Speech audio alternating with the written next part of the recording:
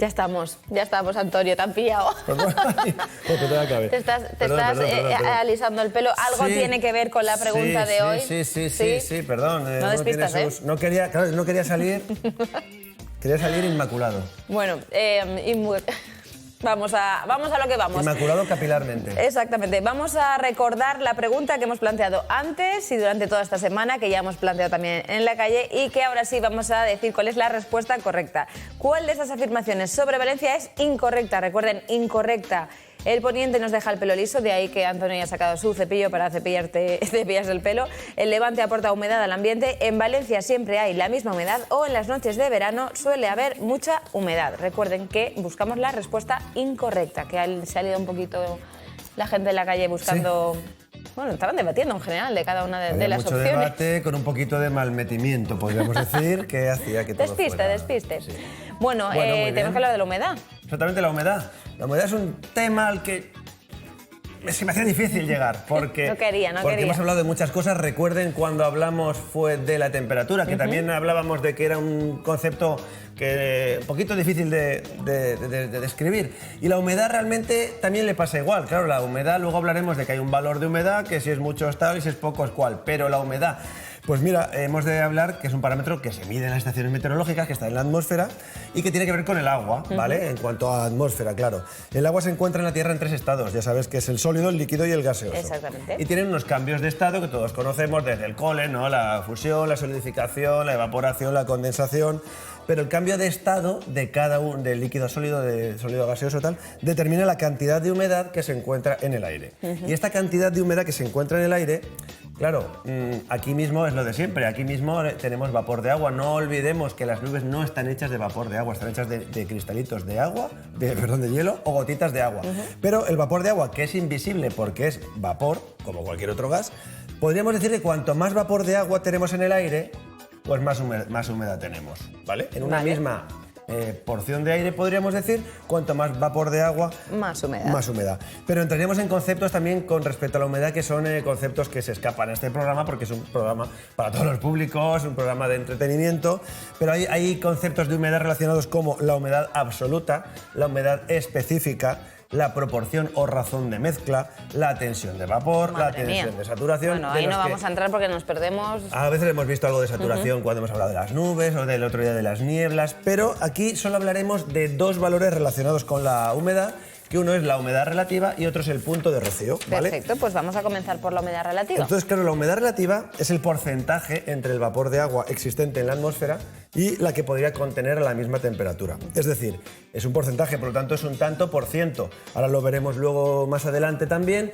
pero claro, cuando es un tanto por ciento ya hay algún instrumento que lo puede medir, como en este caso es el higrómetro. El higrómetro, tengan en cuenta que termómetro mide la temperatura, anemómetro la velocidad del viento, el pluviómetro la lluvia y el higrómetro mide la humedad. Aquí tenemos, como en todo en este mundo, tenemos instrumentos digitales que por medio de resistividades, de resistencias eléctricas, nos traducen a un valor, y tenemos instrumentos analógicos más bonitos, más de toda la vida. Bueno, pues mira, este es el higrómetro que nos mide el porcentaje de vapor de agua en la atmósfera, es decir, la humedad relativa con la que trabajamos usualmente. Si podemos, exactamente, aquí lo tenemos, fíjate cómo pone aquí tanto por ciento, ¿vale? Pone higrómetro de precisión. Entonces tenemos la humedad, el vapor de agua que contiene la atmósfera, o una porción de aire, puede estar a 0, es decir, que no haya nada de vapor de agua, lo cual es prácticamente imposible incluso en los desiertos. Y el 100%, que para decirlo de alguna manera, pues sería con el higrómetro metido dentro del agua, porque toda la porción de aire sería agua, en este caso líquida, ¿vale? Entonces tenemos aquí el 10 y aquí tenemos el 100. Los higrómetros son instrumentos que dentro, y ahora luego veremos un poco el funcionamiento también, dentro llevan unos cabellos que pueden ser, en este caso, naturales antiguamente, sintéticos ahora, porque tienen menos mantenimiento, es decir, usted lo puede tener en su casa y se le va a estropear menos o va a necesitar menos cuidados que si fuera de los de antes, con un cabello, ¿vale? Lo vimos en el termohigrógrafo que trajimos, que había unos cabellos, cierto, ¿vale? Entonces, fíjate, tenemos 0, aquí esto está en alemán, pero tendríamos una parte, esto es un higrómetro para tenerlo en casa, con una estancia en el medio ambiente, en el ambiente, ¿vale? Esto es rojo, esta escala roja llega hasta el 35% en este caso, y aquí pone seco, ¿vale? Luego tenemos del 35 al 65, a veces es del 40 al 70, aproximadamente en este rango ideal, es decir, el grado de humedad necesario para estar bien en un ambiente, ¿vale? Porque es verdad, y a partir del 70 al 100 sería ambiente húmedo. ¿Qué ocurre? Que a veces, cuando hace mucha humedad, y es una cosa que pasa en fallas, en las noches de invierno, por mucho que te abrigues, esta humedad te cala, acrecienta... ¿no? Se dice, te cala. Exactamente, te cala y acrecienta la sensación de frío. Pero, sin embargo, cuando hay poca humedad, y esto ahora hablaremos, porque igual acabamos liándonos un poco con las respuestas y demás, pero generalmente se tiene menos calor cuando hay menos humedad, por una cuestión de evaporación, etcétera. Total, que entonces, en definitiva, este higrómetro no son tan grandes, ¿eh? Es de tamaño gigante, muy llevadero, sí, este papel, muy con una cómodo. cadenita, te lo atas aquí, son pequeñitos y se colocan en un lugar al que no le dé el sol mucho, evidentemente, y da igual con más horas de sol o con menos de sol, porque el higrómetro funciona y va moviéndose la aguja en función de, lógicamente, la humedad que hay. Aquí tenemos un pequeño termómetro, por esto estos aparatos suelen ser muchas veces termohigrómetros, pero lo grande es el higrómetro y como tal, pues, vale, así funciona. Muy bien, bueno, y vamos a hablar del otro término que has comentado. Para la humedad relativa ya lo tenemos de 0 a 100 y demás, ¿vale? El otro concepto es el punto de rocío. El punto de rocío puede parecer algo, bueno, es menos visto, pero es cierto que si ustedes tienen una estación meteorológica de gama media, podríamos decir, digital, en muchas de ellas aparece un concepto que es el punto de rocío. Y el punto de rocío podríamos decir la temperatura a la que ha de enfriarse una porción de aire para que ese vapor de agua se condense. Es decir, tú tienes una determinada sección, tienes un cierto vapor de agua ahí, la temperatura ahora, sin quitar ni poner vapor de agua, claro, imagínense que es estanca, que es cerrada, vamos enfriando, hay un momento en el que esa masa de aire frío no puede contener más vapor de agua y ¡pum!, pasaría como con la botella que vimos la otra semana, que se condensa y ese vapor de agua invisible se convierte en gotitas de agua. Bueno, pues esa temperatura es el punto de rocío. Y el punto de rocío nos es muy útil si ustedes tienen una estación con punto de rocío, tendrán la temperatura y la humedad y tendrán una temperatura de punto de rocío. Pues ustedes de manera práctica podrán ver que cuanto más se aproxime la temperatura de punto de rocío a la temperatura que hay en su casa o fuera de su casa, más probable es la aparición de la niebla. Es una cosa. Es decir, que ahí empieza a estar relacionada. Si tenemos de noche 12 grados y hay 4 de temperatura de punto de rocío, son 8 grados, que es mucho, pero si hay 12 grados y hay 10 y medio, está claro que está a puntito de saturarse y entonces aparecería la bruma o la niebla. Aparecería más o menos, pero la teoría está ahí. Y rápidamente, del punto de rocío, condensación, evaporación, etcétera, cambio de estado, vamos a hablar del ciclo del agua. El ciclo del agua. Aquí tenemos el ciclo del agua, bueno, esto está estudiado por todos los hijos, sobrinos, primos, en el cole lo hemos visto 1000 veces, pero el ciclo del agua no es otra cosa que la circulación del agua en nuestro planeta Tierra, como el agua, podríamos decir que siempre es la misma en una determinada región, llueva o no llueva, los procesos que se realizan. Si partimos de una zona más elevada, mayor pendiente, en la que precipita y cae el agua, pues el agua por gravedad va a ríos, arroyos que circulan hacia abajo. Otra proporción se infiltra en acuíferos subterráneos, son las aguas durmientes, que quedan pues durmiendo, como su nombre indica, aparentemente confinadas, hasta que por filtración van saliendo o demás. Entonces tenemos en cuenta que el transporte del agua líquida pues llega hasta el mar o hasta un lago, una gran superficie, y en ese momento, cuando ya está en el mar o en la superficie en la que se confina toda el agua, empieza a haber una evaporación. También tenemos en cuenta que la vegetación también influye en este procedimiento, las zonas industriales, es decir, entonces, bueno, se produce la evaporación y ¿qué pasa, Raquel? Pues lo de siempre, cuando asciende la temperatura, el vapor de agua y disminuye la temperatura al ir subiendo, hay un momento en el que este aire frío no puede contener más vapor de agua, satura y entonces sería el punto de rocío, se convierte en la misma temperatura y condensa. Y luego ya los movimientos del dios Eolo, atmosféricos para aquí y para allá, acaban transportando en otras ocasiones los vientos irán hacia allá, pero bueno, esto es un ciclo, digamos, tipo, acaban llevando otra vez tierra adentro, las nubes y vuelta a empezar. Esto es el ciclo del agua, que tiene que ver con los cambios de estado, porque también puede nevar, el agua se funde, el agua transcurre, escorrentía, demás. Entonces, el ciclo del agua, digamos que tiene que ver también con estos cambios de estado del agua, ¿vale? Y así hemos hablado de la humedad y has mencionado ahora Eolo. Eolo. Ay, los vientos. ¿Qué tienen que ver los vientos en todo esto? Aquí vamos a entrar poquito a poco, ¿verdad?, en el terreno del trivial, ¿eh? Esta es un gráfico muy típico del efecto Foehn. El efecto Foehn, para que nos hagamos la idea, Raquel, es un efecto que se produce de manera orográfica y física, claro. Ahí abajo estaría Valencia, ¿vale? Vamos a poner siempre porque es el centro del Golfo, es cierto que es donde más prácticamente se produce este efecto. Y entonces, bueno, en nuestro caso, Aquí tenemos, imagínate, Buñol, el portillo de Buñol, 7 aguas, y luego ya viene pues la plana de Utiel-Requena, en este caso sería así, pero esto es más evidente, ¿vale? ¿Qué ocurre? Pues que si aquí partimos de 0 metros con 8 grados, la temperatura conforme aumentamos de altitud disminuye 0,6 grados cada 100 metros.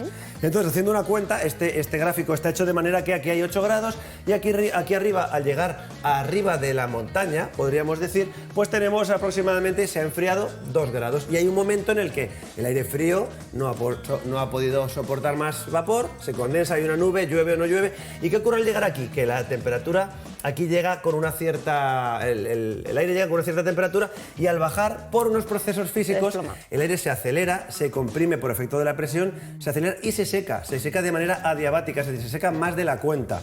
Entonces el viento de poniente cuando llega a Valencia llega muy seco, en ocasiones, muy acelerado y muy recalentado. Porque de hecho si aquí tenemos 8 grados, aquí resulta que tenemos 15 por efecto del efecto Foehn, valga la redundancia, ¿vale?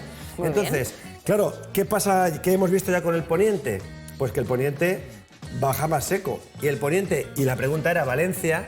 En Valencia, claro, si nos vamos a Galicia, esto es todo lo contrario. Pero aquí en Valencia el viento de poniente, tal y como viene así, viene seco, como la gran mayoría de espectadores o de transeúntes han dicho, ¿vale? Así que ya estamos ahí acercándonos a la primera de las posibles respuestas. Exactamente. También hay que tener en cuenta que... ¿por qué se riza el pelo? Hay esa duda. Claro, porque ¿por qué? Tú sabes que sí y otra vez la humedad sabes se que riza no. el pelo. Pues resulta que bueno, la queratina, los aminoácidos que componen el cabello, que tienen carbono, oxígeno, nitrógeno, nitrógeno. Pero la tiene por de fondo. Sale siempre, ¿te das cuenta esa canción? Por eso le surgió a Mecano, ¿no? Pues hablarían de la queratina aquel día. Bueno, no lo sé, pues preguntaremos un día que vengan. Y entonces, bueno, la cuestión es que estábamos diciendo... Todo eso que tenemos en la cabeza. Exactamente. Bueno, que la cadena, se añade hidrógeno cuando... A ver, un momento, sí, el cabello se riza y a la inversa, correcto. Se añaden átomos de hidrógeno a esta cadena de aminoácidos, ¿vale? Y entonces esta cadena es más larga y se curva. Se curva porque físicamente se curva. Y entonces, por ese motivo, al disminuir, al aumentar la humedad, pasa esto, aumenta el hidrógeno, digamos, de la cadena de aminoácidos y el pelo se riza. ¿Qué ocurre cuando es el efecto contrario? Que se destruyen, la cadena de aminoácidos, digamos, no está tan constreñida, tan rizada y entonces... Y se alisa. Exactamente. ¿Qué pasa con una plancha del pelo? Tú lo sabrás bien. Pues que el pelo se seca artificialmente y por eso se queda alisado, ¿eh? Entonces, bueno, ahí eso lo dejamos, digamos, por ahí, ¿vale? Vale, hemos hablado de Poniente y ahora vamos a hablar de Levante. Vamos a hablar del Levante. Nuestro. Exactamente. Aquí tenemos este precioso mapa de AEMET en el que, bueno, tenemos una situación de Levante, aquí tenemos a España, aquí tenemos las isobaras, es lo de siempre, la verdad es que estos mapas nos enseñan muchísimas cosas. Y aquí tenemos una borrasca, y aquí tenemos otra que gira en el sentido antihorario. Y entonces, como gira en el sentido antihorario, estos vientos que nos envían a nuestra comunidad valenciana son, bueno, en este caso son del este aquí y aquí, un poquito más del noreste, más hacia el norte, pero recorren cientos de kilómetros, como en otros programas hemos dicho, sobre el Mediterráneo. Entonces realmente aportan más humedad, aportan la facilidad del hidrógeno para adherirse al aminoácido del cabello y entonces lo que hacen es... Se nos riza el pelo. Eso se nos riza el pelo, ¿vale? Entonces aquí tenemos, podríamos decir, dos ya... Ya hemos descartado más o menos dos de las posibles soluciones que teníamos. Y vamos a decir una cosa antes de perdona, que te apunte, que en Valencia, vamos a decirlo, en Valencia, por este motivo que acabamos de ver, no siempre hay la misma humedad. Es decir, una ponentada, una ponentada saben todos ustedes que nos deja humedades como pasó la semana pasada, sin ir más lejos, en aquel tobogán que teníamos de temperaturas. Seco. Tuvimos 15% de humedad y en cuanto entró el viento de gregal, a las 2 horas había 60% de humedad, ¿vale? Y también tenemos que decir una cosa, es decir, con esa respuesta queda algo más claro. Sí, que yo creo que ya hemos casi descartado prácticamente. Pero también hay que decir una cosa, hemos de tener en cuenta que Valencia, y la pregunta hicimos hincapié en que podía valer casi para cualquier punto del litoral, es que tenemos el mar Mediterráneo. El mar Mediterráneo es un gran reservorio de agua, lógicamente un gran reservorio térmico, y por ahí pueden ir los tiros de lo que al final concluyamos, ¿vale? Hemos hablado del Poniente, del Levante, y hemos hablado de la humedad de Valencia, de la queratina y del hidrógeno. Y del pelo, exactamente. Y me has traído cositas por aquí que estoy viendo, ¿no? Ahora un pequeño paréntesis. Vamos a mesa de experimentos, a ver qué tenemos. Una me la conozco ya. Una te la conoces, sí. Una sí, nuestro viejo amigo. A ver si hoy no quemamos la mesa ni nada. Creo que por favor, no hay objetos tenemos punzantes ni nada.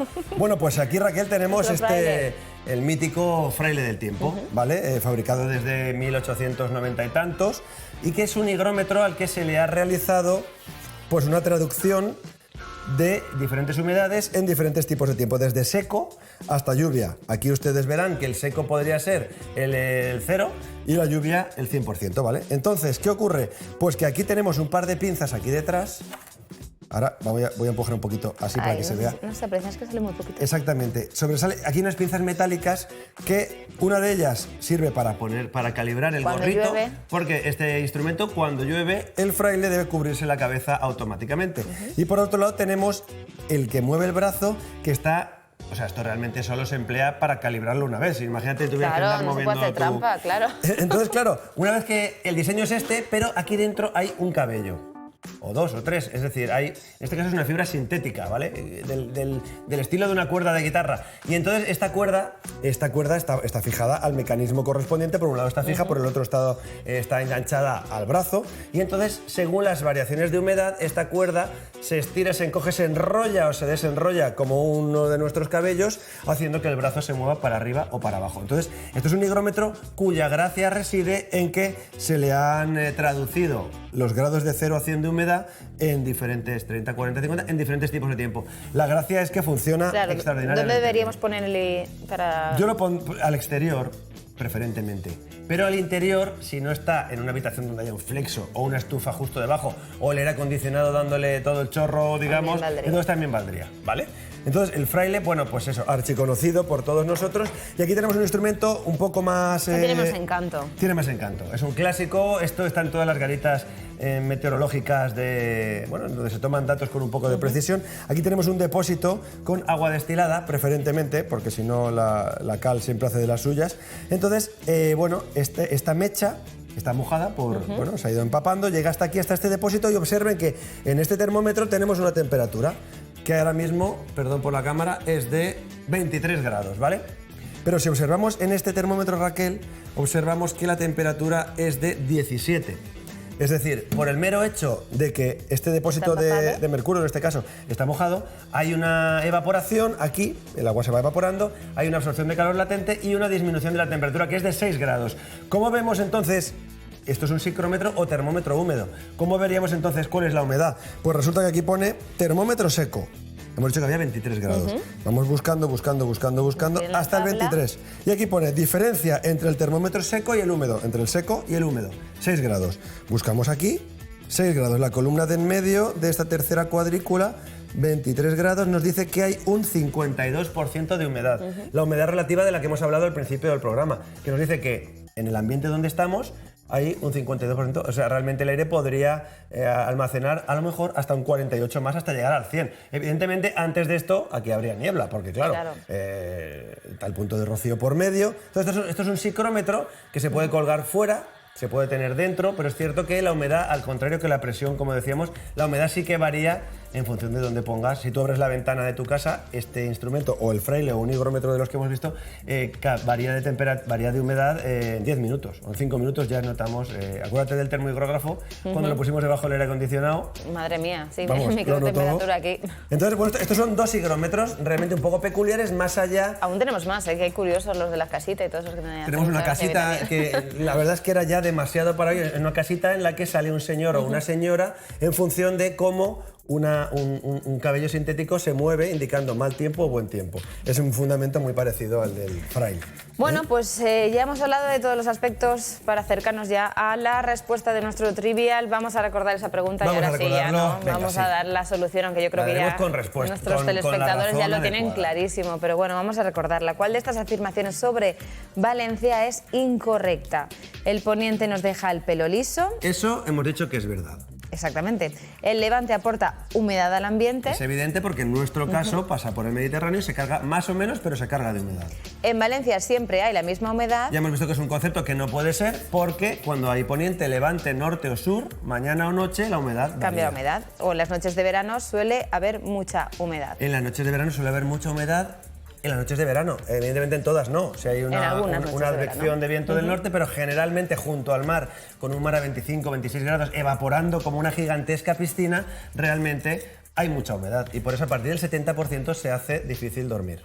Por eso mismo les tenemos que decir que la respuesta incorrecta de todas ellas, con lo cual correcta para nuestros triviales, en Valencia siempre hay la misma humedad. Perfecto. Ahí es la respuesta. El 90% de los correos enviados han acertado. En la calle ya no podemos decir lo mismo porque ha habido un poco de todo, pero también hay que decir que nuestro compañero Pablo Valero juega al despiste con la gente, así que siempre lo entendemos. de buen rollo, evidentemente, pero es muy gracioso realmente, es una sección muy bonita, muy chula y que da para mucho. Da para mucho porque da para hasta apuestas. No sé si te acuerdas que había una madre y una hija que se han jugado una manicura por ver quién ganaba de las dos. Vamos a ver cómo quedó la cosa, pues que también lo tenemos. Oye, qué sorpresa, qué bien, qué bien.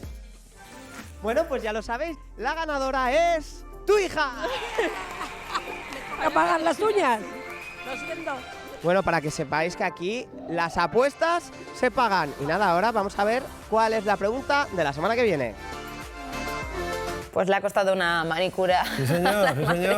Como decía porque él, la hija había dado la 7 respuesta horas, correcta. La respuesta. Y ahora sí, como Muy ha dicho bien. Pablo, vamos a lanzar la pregunta de la semana que viene, que no sabemos si será de la semana que viene o de la semana siguiente. Igual alargamos 2 semanitas, pero bueno, la gente puede empezar a mandar sus emails desde ya.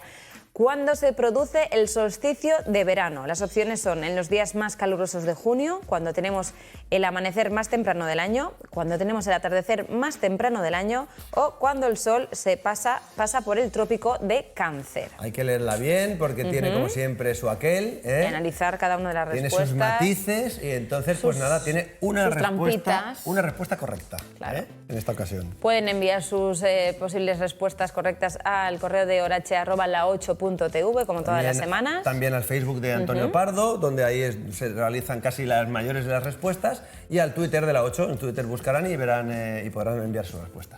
Bueno, pues hecha la pregunta, lo que nos vamos a es a analizar cómo ha sido el tiempo en el mundo, Antonio. Que está cargadito. Está cargadito.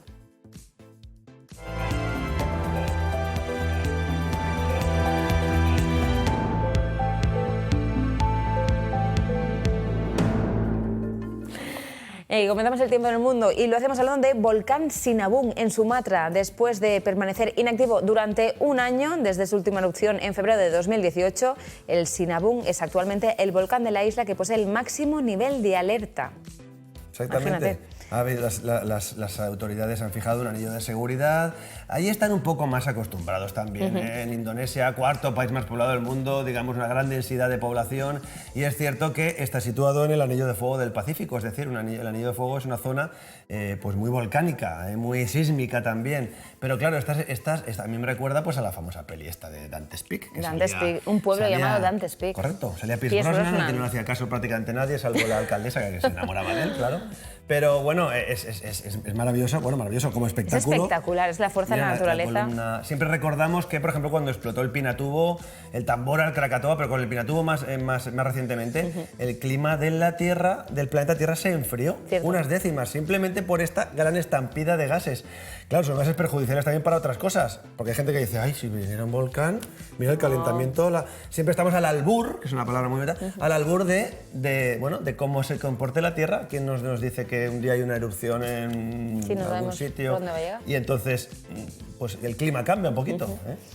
Bueno, vamos a continuar, nos vamos ahora a una granizada, concretamente en Múnich. Y es que ya sabemos que el tiempo es que... inestable, muy inestable, sigue en el centro de Europa. Aire frío y una borrasca situada en Francia siguen dando mucho que hablar. Mira las imágenes tremendas, granizadas, que sigue sucediendo. Tú fíjate, Raquel, porque eso prácticamente son como pelotas de golf, calculo yo. Entonces, vídeos de estos hemos visto muchísimos. En nuestro espacio de previsión meteorológica hemos colocado 3 o 4, pero hay fotografías, hay realmente cristales rotos como si hubieran pegado pues un disparo. O sea, hay granizos de 10, 12 centímetros y claro, fíjate, la ventolera, o sea, es realmente peligroso para las personas. Pusimos el otro día una foto de un caballo que el pobre estaba todo acribillado, lleno de chichones. Del granizo que le cayó al pobre, claro, un lomo tan, ¿verdad? Se ve el costado de un caballo como tan prieto y sin embargo tenía el pobre unos costurones ahí. Pues bueno, así ha sido. Ha dado esta semana pasada, cuando hicimos el viernes pasado, ya se veía un poco entrever esta situación con muchísima energía disponible y con la posibilidad de grandes tormentas de tiempo severo y así ha pasado, Bueno, esto era Múnich, pero seguimos hablando de este temporal o de esta activa borrasca, ¿no? De esta borrasca, seguimos por Europa. Negro, teniendo en cuenta que estaba en Francia. Y nos vamos con inundaciones en Bistrita, Rumanía, precisamente, pues eso, otro de los efectos de esta borrasca que está llevando de cabeza a media Europa. En este caso, fíjate, la ciudad de Bistrita, que está en las cercanías del Mar Negro, como decimos, muy lejos del centro de la borrasca, que ha estado rondando por la Bretaña, por el norte de España, por las Islas Británicas, pero su área de influencia, cuando es una borrasca tan grande, ¿sabes? Acuérdate que va girando en sentido antihorario y va desenrollando, podríamos decir, frentes que, como tienen miles de kilómetros, pues en este caso han llegado, y cuanto más fuerte es la borrasca o más aire frío lleva, peor es todo. Entonces, en este caso, pues bueno, hemos tenido inundaciones y esto ha sido casi los últimos coletazos, porque en la parte central de la semana ha estado caracterizada por las granizadas y, sin embargo, ahora hacia el final hemos visto aquí cerca del Mar Negro, pues bueno, inundaciones que podrán decir ustedes, bueno, es una inundación más. Claro, evidentemente esto es el tiempo en el mundo. Claro. Y esto ha sido de lo más llamativo que ha habido esta semana, sí. Bueno, dejamos de hablar de tiempo del mundo, nos vamos ahora a nuestra sección efemérides. Sí.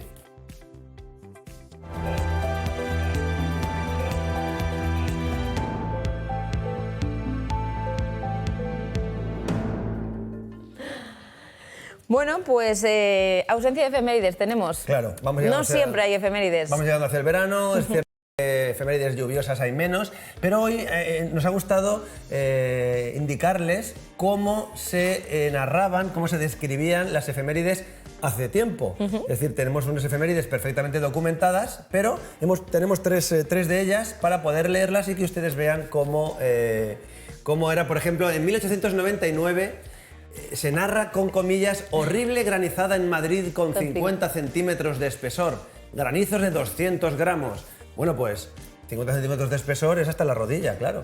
Y esta otra, en 1800, madre mía, extraña tempestad, apreció una nube azul claro en forma de culebra fortísima. De la que saltaron numerosos chispazos de fuego que tostaron el terreno en 70 pasos. Fíjate, hace 200 años pues se narraba esto un poco así. Y tenemos una tercera del año 1520, imagínate. Madre mía, que Cristóbal Colón se afeitaba hace poco.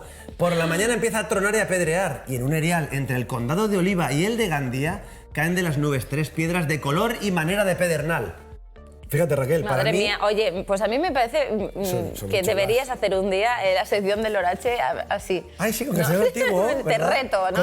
Uy, yo he encantado. Además, caracterizado y todo. Pero fíjate, 3 piedras de manera y pedernal, puede ser que el señor que estuviera escribiendo con su plumilla de pato cayeran 3 piedras del tejado de al lado y dijera, madre mía, lo que ha caído del suelo. Claro, hace 500 años de esto. Pero es chulo porque ahora pone intensidad horaria, pero aquí ponía una culebra fortísima. Tenía su encanto. Tostó el terreno. Pues está muy chulo. Y queríamos, bueno, pues compartirlo con ustedes porque...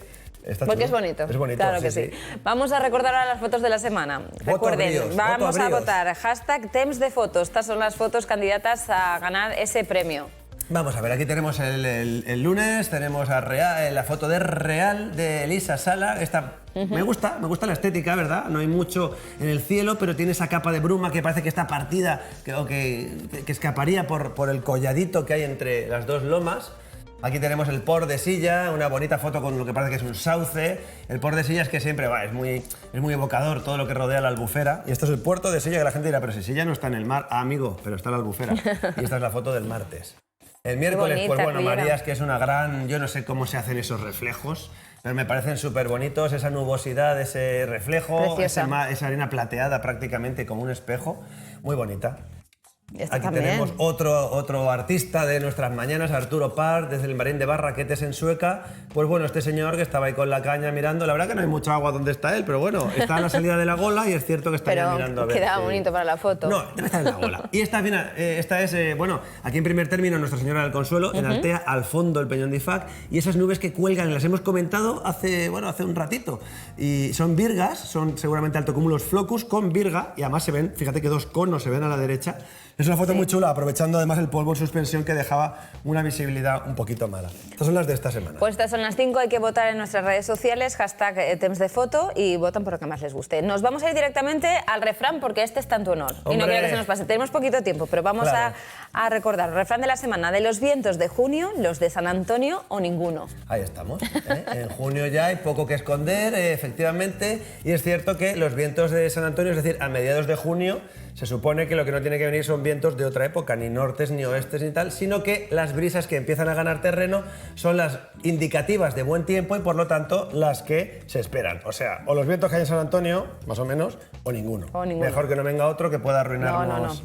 En los fríos de esta semana han dañado las viñas de Utiel Requena y en Teruel han dañado, o sea, es decir, y viene con un viento que no tocaba. Bueno, pues nada, tenemos que poner punto y final a la sección. Vamos a hacerlo como siempre con el resto de las fotografías, maravillosas fotografías que seguimos recibiendo y con un tema, como siempre elegimos temazo, ¿no? Un tema. Ya sabía yo a ti que este te iba a gustar Pero mucho, esta semana de ha sido Duncan Du. a cara o cruz. ¿Ah, sí? Y nuestra querida Carmen puede dar fe.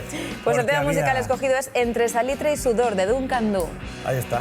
Pues con este tema y con estas grandes fotografías damos paso a la publicidad. Recuerden que a la vuelta volvemos. Antonio, hasta la semana que viene. Nada, encantado, muchas gracias.